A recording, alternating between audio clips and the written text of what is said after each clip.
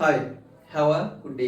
ಎಲ್ಲ ನನ್ನ ಸ್ಪರ್ಧಾರ್ಥಿಗಳಿಗೆ ಮತ್ತೊಮ್ಮೆ ಈ ದಿನದ ಶುಭಾಶಯಗಳನ್ನು ಕೋರುತ್ತಾ ಎಲ್ಲ ನನ್ನ ಕರುನಾಡಿನ ಕಣ್ಮಣಿಗಳು ನಮ್ಮ YouTube channel it means which is that one achievers ಅಡ್ಡಾ ನಾವು ಮಾಡುವಂತ ಕ್ಲಾಸ್ ನಿಮ್ಗೆ ಕರೆಕ್ಟ್ ಅನ್ಸಿದ್ರೆ ಲೈಕ್ ಮಾಡ್ರಿ, ಶೇರ್ ಮಾಡ್ರಿ, ಸಬ್ಸ್ಕ್ರೈಬ್ ಆಗ್ರಿ ಅಂತ ಹೇಳ್ತಾ ಇನ್ previous class we were discussing about the it means what it means parts of speech. Previous class I already completed what are the major nouns. It may be pronoun and adjective, and today I would like to discuss with you a word. Already I have given information about the noun, pronoun, adjective, and what are the major difference between noun, pronoun, adjective. It means in place of noun we can use which is that one pronoun, and adjective is a word which has appreciate the noun or pronoun. Okay, you have information about that matter. Okay, let now discuss today verb. Okay, what it means verb. ಕ್ರಿಯಾಪದ ಅಂದ್ರ ಏನು? Okay, ಕ್ರಿಯಾಪದದ ಬಳಕೆ ಒಂದು ವಾಕ್ಯದಲ್ಲಿ ಅಥವಾ ಒಂದು ಯಾವುದೇ ಪ್ಯಾರಾದಲ್ಲಿ ಅವಶ್ಯಕತೆ ಇದೆಯಾ? Is it necessary verb in a sentence or in any other formats? Okay, let first what it means. Verb ಕ್ರಿಯಾಪದ ಅಂದ್ರೆ ಏನು ಅನ್ನೋದನ್ನ ಮೊದಲು ತಿಳ್ಕೊರಿ. ಆ ಕ್ರಿಯಾಪದದ ಬಳಕೆ ಅದಕ್ಕೆ ಅವಶ್ಯಕತೆ ಐತಿ ಮತ್ತು ಅದನ್ನ ಹೇಗೆ ಬಳಸಬೇಕು. It means there is a tenses in different types of tenses are there. In that tenses in which manner we can try to use the verbs. ಯಾವ ರೀತಿ ನಾವು ಬಳಕೆ ಮಾಡಬೇಕು ಅದನ್ನೆಲ್ಲನೂ ಕೂಡ ನೆಕ್ಸ್ಟ್ ಟೆನ್ಸ್ ಅಲ್ಲಿ ಹೇಳೋಣ. ಮೊದಲ ವರ್ಬ್ ಅಂದ್ರೆ ಏನು ಅನ್ನೋದನ್ನ ಈಗ ಕಲಿಯೋಣ. ಓಕೆ, ಮೊದಲನೇದಾಗಿ ವರ್ಬ್ ಅಂದ್ರೆ ಏನ್ರಿ? Okay, what it means. Verb is a word which is used to express an action or activity or possession in a sentence. What it means possession? Ownership, ಸ್ವಂತಿಕೆ. ಅಂದ್ರೆ ಏನಾಗುತ್ತೆ? Verb is a word which is used to express an action, activity or possession in a sentence. ಅಂದ್ರೆ ಏನಾಗುತ್ತೆ? ಕ್ರಿಯಾಪದ ಅಂದ್ರ ಕ್ರಿಯಾಪದವು ವಾಕ್ಯದಲ್ಲಿ ಒಂದು ಕ್ರಿಯೆ ಆಗಿರ್ಬೋದು ಅಥವಾ ಒಂದು ಘಟನೆ ಆಗಿರ್ಬೋದು ಅಥವಾ ಒಂದು ಚಟುವಟಿಕೆ ಅಥವಾ ಮಾಲೀಕತ್ವವನ್ನು ವ್ಯಕ್ತಪಡಿಸಲು ಬಳಸುವ ಪ್ರಮುಖವಾದಂತ ಪದವೇ ಕ್ರಿಯಾಪದ. ಈ ಕ್ರಿಯಾಪದ ಇತ್ತು ಅಂತಂದ್ರ ಅಲ್ಲಿ ವಾಕ್ಯದ ರಚನೆಯಲ್ಲಿ ನೀವು ಹೇಳಬೇಕಾದಂತ ಮಾಹಿತಿ ಹೇಳಕ ಸಾಧ್ಯ ಆಗುತ್ತಾ ಅಂತ ಹೇಳಕತ್ತಾರ ಅವರು. That's why in a proper sentence it has to be necessary there is a verb is intensified. ಅಂದ್ರೆ ವರ್ಬ್ ಅವಶ್ಯಕತೆ ಐತಿ ಅಂತ ಹೇಳಕತ್ತಾರ ಅವರು. ಅದಕ್ಕೆ ಒಂದು ವಾಕ್ಯದಲ್ಲಿ ನೋಡಿ ಫಸ್ಟ್ ವರ್ಬ್ ಅಂದ್ರೆ ಏನು ತಿಳಿತ್ರಿ? What it means it has to be a word which is used in an action, activity or possession. It means ownership. ಏನಲ್ಲಿ ಇದಂತಂದ್ರ ownership ಅಂದ್ರ ಇಲ್ಲಿ ಸ್ವಂತಿಕೆಯನ್ನ ಗುರುತಿಸುವಾಗ ಕೂಡ ಇದನ್ನ ವರ್ಬ್ ಬಳಕೆ ಮಾಡ್ಕೊತಾರ ಅಂತ ಹೇಳ್ತಾರೆ. ನೋಡ್ರಿ ಹೇಳ್ತಾರೆ first what are the major verbs. ಕ್ರಿಯಾಪದ ಅಂದ್ರ ಯಾವುವು? ಏನಾಗುತ್ತೆ ಇಲ್ಲಿ? First one read, next write, went, drunk, eating, running, work. Okay, these all are proper verbs. Even though there is a little bit difference. Somewhere it has to be used ing, somewhere it has to be used ed, worked. ಅಂದ್ರೆ okay, ಕ್ರಿಯಾಪದ ಅದಾವು. ಆ ಕ್ರಿಯಾಪದದಲ್ಲಿ ಇರುವಂತ ಕೆಲವಷ್ಟು ವ್ಯತ್ಯಾಸಗಳು. ಆ ವ್ಯತ್ಯಾಸಗಳನ್ನ ಮೊದಲು ನೋಡೋಣ, ಆಮೇಲೆ ನೋಡೋಣ. ಮೊದಲ ಏನಂತ ತಿಳ್ಕೊರಿ, ವರ್ಬ್ ಅಂದ್ರೆ ಏನಂತ ತಿಳ್ಕೊರಿ. Next just how we use in a proper sentence verbs. ವಾಕ್ಯದಲ್ಲಿ ನಾವು ಯಾವ ರೀತಿ ಕ್ರಿಯಾಪದಗಳನ್ನ ಬಳಕೆ ಮಾಡ್ತೀವಿ ನೋಡ್ರಿ ಹೇಳ್ತೀವಿ. Naksha reads book. Okay, where is that one? Where is that one proper? This is the verb. Naksha ಏನ್ ಮಾಡ್ತಾನೆ ತಗೊಳ್ಳಿ? ಪುಸ್ತಕವನ್ನು ಓದುತ್ತಾಳೆ. Next one they write novel. ಏನಂತಲ್ಲಿ? This is the verb. They write a novel. ಅವರು ಒಂದು ಮಹಾ ಕಾದಂಬರಿಯನ್ನು ಬರೆಯುತ್ತಾರೆ. ನೆಕ್ಸ್ಟ್ ಒನ್ ಐ ಗೋ. ನಾನು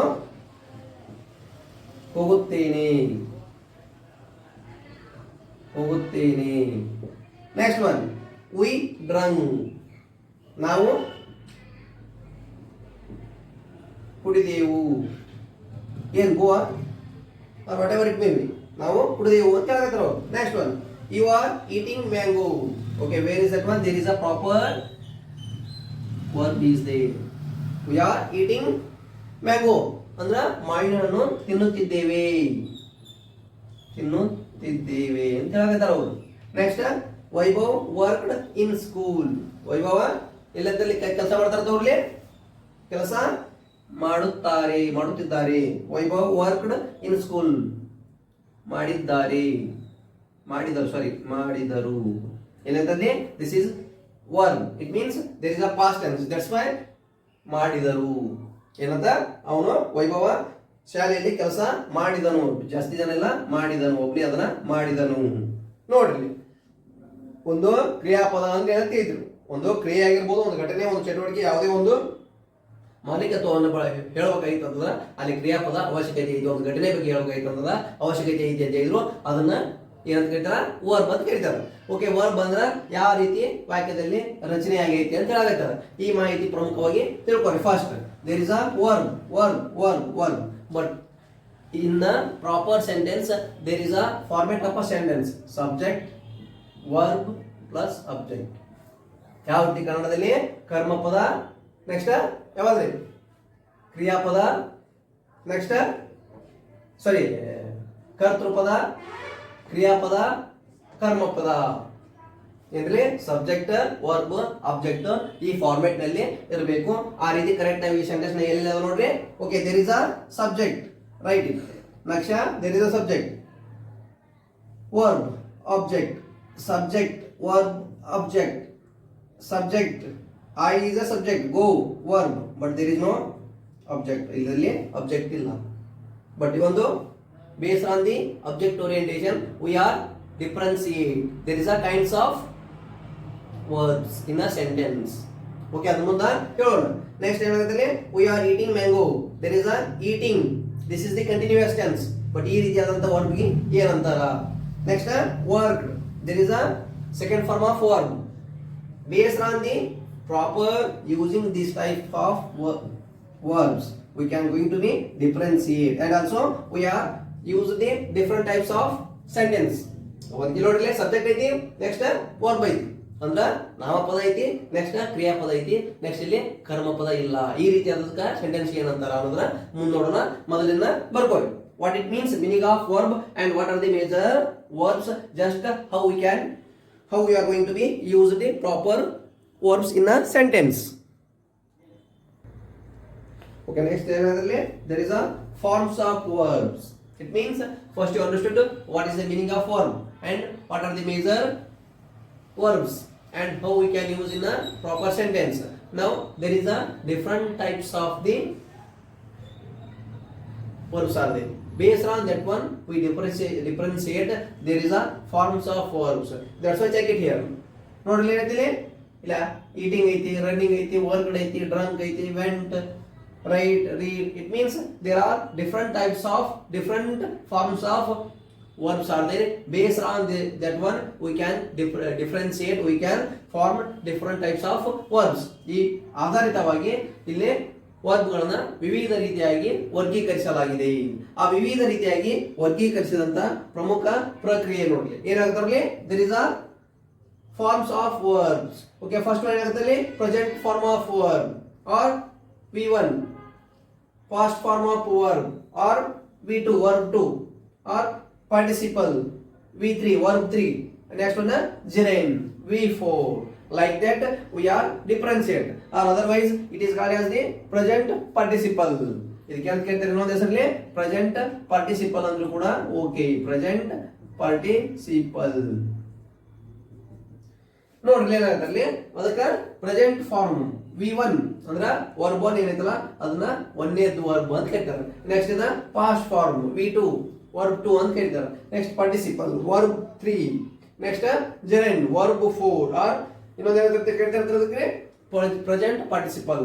based on this type of structures we are going to use the proper verbs in a proper sentence, proper tenses. Tense ಕಲಿಯುವಾಗ ಇವುಗಳ ಬಗ್ಗೆ ಇನ್ನೂ ಮಾಹಿತಿ ಬರ್ತೈತಿ. ಹಾಗಾಗಿ ನೋಡ್ಲಿ V1 ದಾಗ ಏನೈತಿ? V1 ಅಂತಂದ್ರ ವರ್ಬ್ 1 ದಾಗ ಜಂಪ್ ಅಂತ ಬರದ್ರೆ ಅಂತಂದ್ರ ಅಲ್ಲಿ ವರ್ಬ್ 2 ಅಂದ್ರ ಎರಡನೇ ಫಾರ್ಮ್ ನಾಗ ಫಾರ್ಮ್ 1, ಫಾರ್ಮ್ 2, ಫಾರ್ಮ್ 3, ಫಾರ್ಮ್ 4 ಅಂತ ಬರ್ತಾವೆ.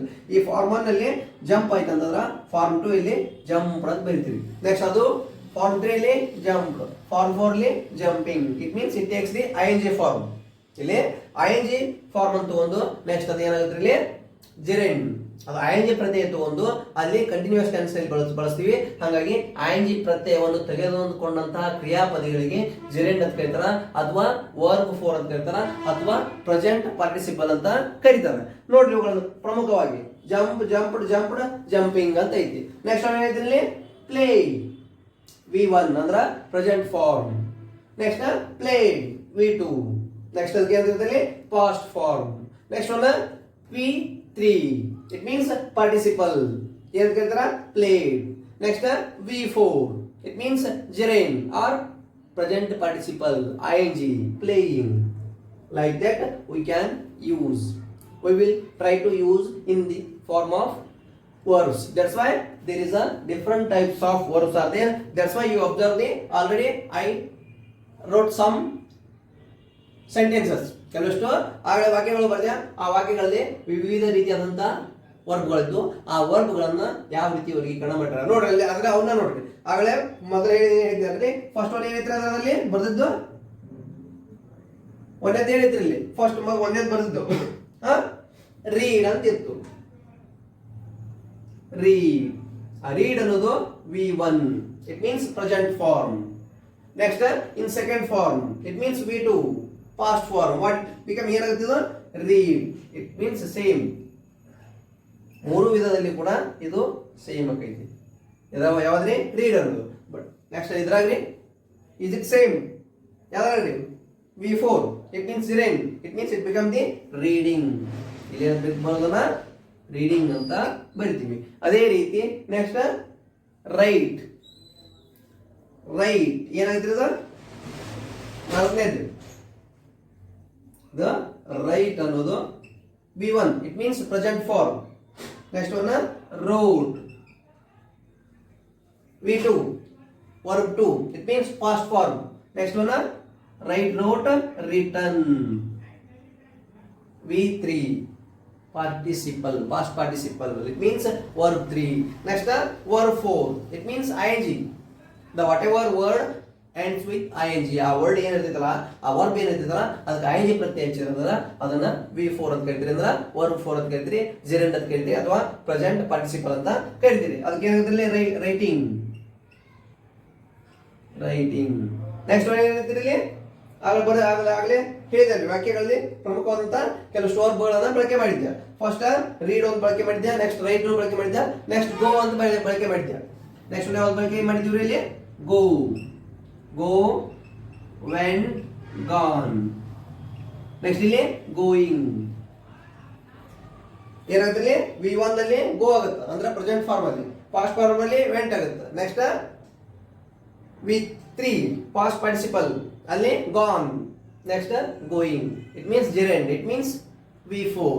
ನೆಕ್ಸ್ಟ್ ಒಂದು ಗೋ ಆಗಿದ್ದು ನೆಕ್ಸ್ಟ್ ರೀಡ್ ರೈಟ್ ಗೋ ಬರ್ದಿದ್ವಿ. ನೆಕ್ಸ್ಟ್ ಇನ್ನೊಂದು ಯಾವ್ದು ಬರ್ದಿದ್ವಿ ನೆಕ್ಸ್ಟ್ ಅಲ್ಲಿ maybe I use the drunk, I drunk we drunk ಅಂತ ಬರ್ದಿದ್ವಿ, ನಾವು ಕುಡಿದಿದ್ದೀವಿ ಅಂತ ಬರ್ದಿದ್ದೆ, ವಿ ಡ್ರಂಕ್ ಅಂತ ಬರ್ದಿದ್ವಿ. It means drunk is a second form of word, it means past form of word, but it is a first form, it means V1. What it become ಏನಾಗುತ್ತೆ drink, drink,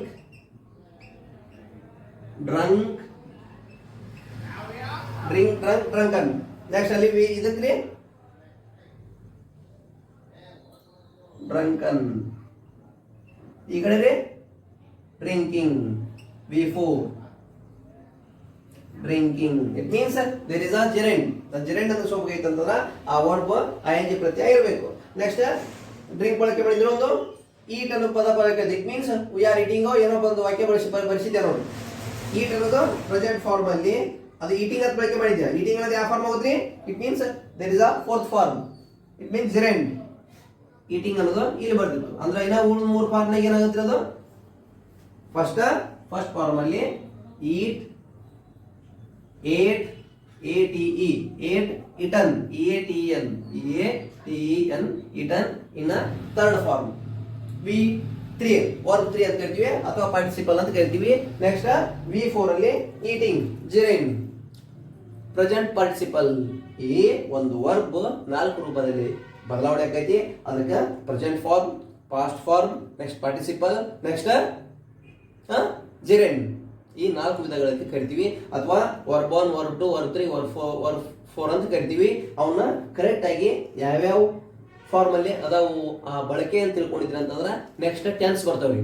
if you understood tense, if you are you will try to understand tense properly, then it should be mandatory.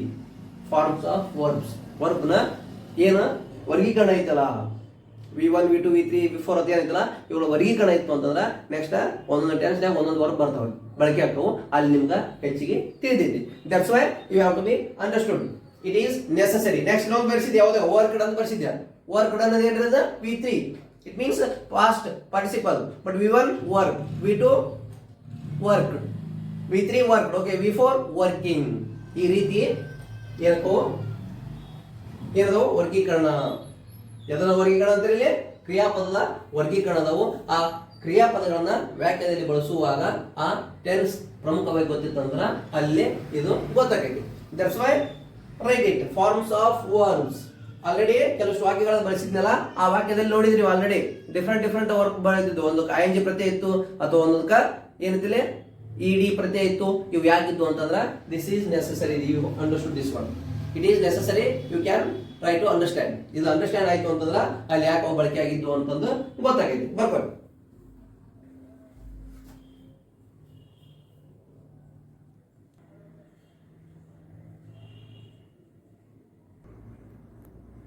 Okay, you learn about the what is the meaning of verb and what are the forms of verb. ಅಂದ್ರೆ ಕ್ರಿಯಾಪದ ಅಂದ್ರೆ ಏನು ಮತ್ತು ಕ್ರಿಯಾಪದಲ್ಲಿರುವಂತ ಏನ್ರಿ forms of verb. ವರ್ಗಗಳು ಯಾವ ರೀತಿ ಅದಾವು, ಅದರಲ್ಲಿ ಯಾವ್ಯಾವ ಇದಾವು ಅಂದ್ರೆ V1 V2 V3 ನೋಡಿದ್ರಿ, V4 ನೋಡಿದ್ರಿ. It means next types of verbs.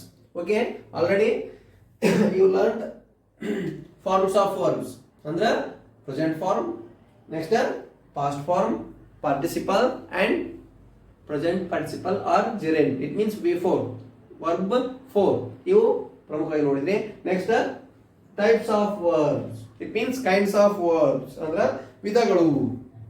ಈ ವರ್ಬ್ ಅಲ್ಲಿ ವಿಧಗಳು ಅದಾವು ಅಂತ ಹೇಳಕತ್ತಾರ. when we are going to be used in a sentence, that's why there is a types of verbs. What are the major two types of verbs? There is a transitive verb and an intransitive verb. It means there is a transitive verb and intransitive verb. ಎರಡು ರೀತಿಯಾಗಿ ವಿಧಗಳದಾವು. ಆ ಒಂದನೇದು ಏನೈತಿರಲಿ transitive verb, ಸಕರ್ಮಕ ಕ್ರಿಯಾಪದ. Intransitive verb ಅಕರ್ಮಕ ಕ್ರಿಯಾಪದ. ಸಕರ್ಮಕ ಕ್ರಿಯಾಪದ ಮತ್ತು ಅಕರ್ಮಕ ಕ್ರಿಯಾಪದಕ್ಕೆ ಇರುವಂತಹ ವ್ಯತ್ಯಾಸ ಏನೈತಿ? It means what is the major difference between transitive and intransitive.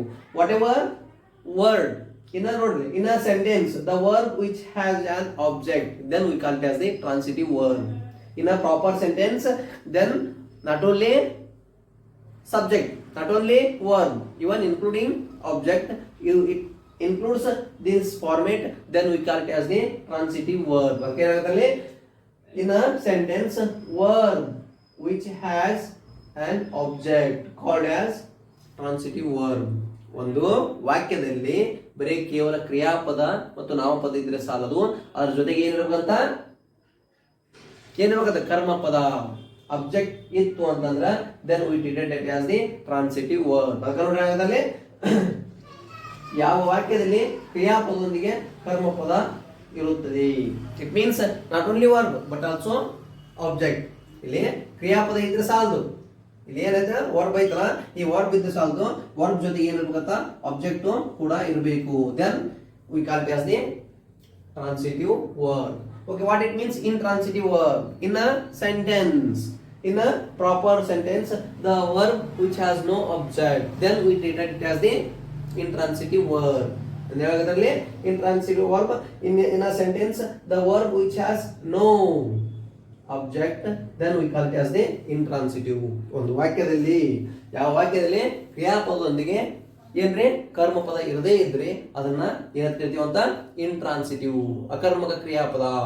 ಸಕರ್ಮಕ ಕ್ರಿಯಾಪದ ಅಂದ್ರೆ ಏನ್ಲಿ ಅದ್ರ ಜೊತೆಗೆ ಲಾಸ್ಟಿಗೆ ಏನಿರ್ಬೇಕಂತ ಕರ್ಮಪದ ಇರಬೇಕು. ವಾಕ್ಯದಲ್ಲಿ ಕರ್ಮಪದ ಇರಬೇಕು. ಇಲ್ಲಿ ಅಕರ್ಮಕ ಅಂದ್ರ ಕರ್ಮಪದ ಇರುವುದಲ್ಲ. In this manner just subject plus V1 verb plus object. This is the proper format of the transitive verb. In transitive verb there is a only subject plus verb. This is the proper format of the intransitive verb. ಅಂದ್ರ ಒಂದು ವಾಕ್ಯ ಐತಿ, ಆ ವಾಕ್ಯದಲ್ಲಿ subject ಇರಬೇಕು, next verb ಇರಬೇಕು, next object ಇರಬೇಕು. ಅಂದ್ರ ಏನಿರ್ಬೇಕು, ನಾಮಪದ ಇರಬೇಕು, ಕ್ರಿಯಾಪದ ಇರಬೇಕು, ಕರ್ಮಪದ ಇರಬೇಕು. ಮೂರೂ ಒಳಗೊಂಡಿತ್ತಂತಂದ್ರ ಅದನ್ನ ಸಕರ್ಮಕ ಕ್ರಿಯಾಪದ. ಅಕರ್ಮಕ ಅಂತಂದ್ರ ಕೇವಲ ನಾಮಪದ ಮತ್ತು ಕ್ರಿಯಾಪದ ಒಳಗೊಂಡಿತ್ತು ಅಂತಂದ್ರ ಅದನ್ನ ಅಕರ್ಮಕ ಕ್ರಿಯಾಪದ ಅಂತಾರ. Just you observe example, then you can understand, try to understand more. Just look it here. ನೋಡ್ರಿ ಹೇಳ್ತೀನಿ, ದೇ ಕೇಮ್ ಟು ಸ್ಕೂಲ್. ಅವ್ರು ಏಮಂತ, ಶಾಲೆಗೆ ಬರುತ್ತಾರೆ. ಅವರು ಶಾಲೆಗೆ ಬರುತ್ತಾರೆ. ಯಾರು ಗೊತ್ತಿಲ್ಲ, ಆದ್ರೆ ಬಟ್ ಅವರು ಅಂತ ಹೇಳಕತ್ತಲ್ಲಿ ಶಾಲೆಗೆ ಮಾತ್ರ ಬರ್ತಾರೆ. ಬಟ್ ಇಲ್ಲಿ ಏನೈತಿ, ಇಲ್ಲಿ intransitive they come to school. ಅವ್ರು ಶಾಲೆಗೆ ಬರ್ತಾರೆ. This is the subject. They come V1 verb. Next school, there is a object, but here there is a subject, there is a V1 verb, but nothing there, which is called object ಇಲ್ಲ. School ಅಂತ ಐತೆ ನೋಡ್ರಿ, ಇಲ್ಲ ಅಲ್ಲಿ. ಹಾಗಾಗಿ ಇದು ಅಕರ್ಮಕ, ಇದು ಸಕರ್ಮಕ. Transitive and intransitive. there is a subject, verb, object. It means there is a subject and verb. If includes the object, then we treat it as the transitive. Even though there is only subject and verb, there is no object, then we treat it as the intransitive verb of sentence. ಅಂದ್ರ ಒಂದು ವಾಕ್ಯದಲ್ಲಿ ಕೇವಲ subject ಇತ್ತು, verb ಇತ್ತು ಅಂತಂದ್ರ ಅದನ್ನ intransitive ಅಂತೀವಿ. ಅಲ್ಲಿ ಸಬ್ಜೆಕ್ಟ್, ವರ್ಬ್, ನೆಕ್ಸ್ಟ್ ಆಬ್ಜೆಕ್ಟ್ ಇತ್ತು ಅಂತಂದ್ರ ಅದನ್ನ ಟ್ರಾನ್ಸಿಟಿವ್ ಅಂತೀವಿ. ನೆಕ್ಸ್ಟ್ ಒಂದು ನೋಡ್ರಿ, he slept in room. ಅವನು ರೂಮ್ ನಲ್ಲಿ ಮಲಗುತ್ತಾನೆ. ಯಾರ್ರಿ, ಅವನು. ಬಟ್ ಇಲ್ಲಿ he slept where, we don't know. ಮಲ್ಕೊಳ್ತಾನ ಅಂತ ಅಷ್ಟೇ ಹೇಳಾಕತ್ತಾರ ಅವ್ರು, ಎಲ್ಲಿ ಅಂತ ಹೇಳಿಲ್ಲ. ಹಾಗಾಗಿ ಇದು ಇಂಟ್ರಾನ್ಸಿಟಿವ್. ಅಂದ್ರ ಇಲ್ಲಿ ಆಬ್ಜೆಕ್ಟ್ ಐತಿ, there is a object, there is a subject, verb, object. There is only subject, next only verb, then we call it as the intransitive. Next, we drank water. ನಾವು ನೀರು ಕುಡಿದೆವು. ನಾವು ನೀರು ಕುಡಿದೀವಿ ಅಂತ ಹೇಳಕತ್ತಾರೆ. ಇಲ್ಲಿ we drank what, we know, we don't know. We know or we don't know? We don't know. That's why there is no object. That's why this is a intransitive. ಅಂದ್ರ ಇಲ್ಲಿ ಮೂರು ಇರ್ತಾವ. ಇದರಲ್ಲಿ transitive verb of sentence. But intransitive verb of sentence there is only subject and verb. Next one, I write novel. ನಾನು ಕಾದಂಬರಿ ಮಹಾಕಾವ್ಯವನ್ನ ಬರೆಯುತ್ತೇನೆ. ಇಲ್ಲಿ I write what, even I too don't know. That's why this is a intransitive. ನಾ ಬರಿತೀನಿ ಅಷ್ಟೇ ಹೇಳಕತ್ತಾರ. ಅಲ್ಲಿ ಬರಿತಾನ, ಏನ್ ಬರಿತಾನಂತ್ರಿ, ಮಹಾಕಾವ್ಯಗಳನ್ನ ಬರಿತೀನಿ ಅಂತ ಹೇಳಕತ್ತಾನ. ಅದನ್ನ ಏನಂತಾರ, ಟ್ರಾನ್ಸಿಟಿವ್. ಇಲ್ಲಿ ಬರಿತೀನಿ, ಏನು ಗೊತ್ತಿಲ್ಲ. That's why this is the intransitive. That's why there is a major types of verbs based on the matter. It means based on the in content. Subject, verb and object, it includes in a proper manner, then we treat it as the transitive verb. Even though there is only subject and verb, then we call it as the intransitive verb. This is the major idea about the verb. Okay, are you getting my point or not? ತಿಳಿಯಾಕತೈತ್ರಿ ಅಥವಾ ತಿಳಿದಾಗ ಆಗತೈತ್ರಿ? Okay, let it. Today we discuss with you what is the major information about the verb and what are the major forms of verbs. ಅಂದ್ರ ನಾಮಪದ, ಕ್ರಿಯಾಪದ ಅಂದ್ರೇನು ಮತ್ತು ಕ್ರಿಯಾಪದಲ್ಲಿರುವಂತಹ ವರ್ಗೀಕರಣ ಯಾವುದವು. ಅಂದ್ರ ವರ್ಗೀಕರಣ means what it means. Forms ಅಂತಂದ್ರೆ ಏನು, V1, V2, V3, V4. ಇಲ್ಲಿ ಹೆಂಗ ಅದಾವ ಅವನ್ನ ವರ್ಬ್ನ, ಒಂದು ವರ್ಬ್ ಐತಿ, ಆ ವರ್ಬ್ನ ಇನ್ನ ಮೂರು ರೀತಿಗೆ ಹೆಂಗ್ ಬಳಕೆ ಮಾಡ್ತೀವಿ. It means verb one form ಏನ್ ಇರ್ತೈತಲ್ಲ ಅದನ್ನ ಇನ್ನೂ ಮೂರು ರೀತಿಯಾಗಿ ಬಳಕೆ ಮಾಡ್ತೀವಿ. V2, V3, V4 ಅದನ್ನ ಹೆಂಗ್ ಬಳಕೆ ಮಾಡ್ತೀವಿ ಅಂತ ತಿಳಿದ್ರಿ. Next, kinds of verbs in a sentence. ವಾಕ್ಯದಲ್ಲಿ ಕ್ರಿಯಾಪದದ ಬಳಕೆ ಆಧಾರಿತವಾಗಿ ಅಲ್ಲಿ ಎರಡು ರೀತಿ ಅದಾವ ಅಂತ ಹೇಳಿದ್ವಿ, ಟ್ರಾನ್ಸಿಟಿವ್ ಅಂಡ್ ಇಂಟ್ರಾನ್ಸಿಟಿವ್. ಇವುಗಳ ಪ್ರಮುಖ ಮಾಹಿತಿ ಇವತ್ತಿಗೆ ಸಾಕು. This is the major information about the verb. Okay, I will continue next class. Accept whatever, let it in parts of speech. ಅಂದ್ರ ಟೋಟಲ್ ಆಗಿ 4 ಮುಗಿದ್ರಿ. ನೆಕ್ಸ್ಟ್ ಯಾವ್ದು ಹೇಳಬೇಕು tomorrow? adverb. Today I conclude which is that on verb. Tomorrow I will discuss with you adverb. Okay, thank you one and all. Okay, once again I will repeat it. ಮತ್ತೊಮ್ಮೆ ಹೇಳ್ತೀನಿ, ನಾವು ಹೇಳೋದು calls ತಿಳಿಯಿತು ಅಂತಂದ್ರ ಅದನ್ನ ಕರೆಕ್ಟಾಗಿ ಬರ್ಕೋರಿ, notes ಮಾಡ್ಕೋರಿ. ಅದು ನಿಮ್ಮ ಭವಿಷ್ಯಕ್ಕೆ ಹೆಲ್ಪ್ ಆಯ್ತು. The English is the major backbone to learn something nowadays. ಪ್ರಸ್ತುತ ನಮ್ಮಲ್ಲಿ ಇಂಗ್ಲಿಷ್ ಪ್ರಮುಖವಾಗಿ ಬೇಕೇ ಬೇಕು. ಯಾವುದೇ ಒಂದು ಮಾಹಿತಿ ತಿಳ್ಕೊಬೇಕಾಗಿತ್ತು ಅಂತಂದ್ರೆ ಎಲ್ಲನೂ ಕೂಡ ಕನ್ನಡದಲ್ಲಿ ಲಭ್ಯ ಇಲ್ಲ. That's why you should have to be understood this one English. Grammar. ಹಾಗಾಗಿ ಬರ್ಕೋರಿ, ಕರೆಕ್ಟ್ ಅನ್ಸಿದ್ರ ಲೈಕ್ ಮಾಡ್ರಿ, ಶೇರ್ ಮಾಡ್ರಿ, ಸಬ್ಸ್ಕ್ರೈಬ್ ಆಗ್ರಿ ಅಂತ ಹೇಳ್ತಾ ಇವತ್ತಿನ ಕ್ಲಾಸನ್ನು ಮುಗಿಸೋಣ. Thank you, one and all.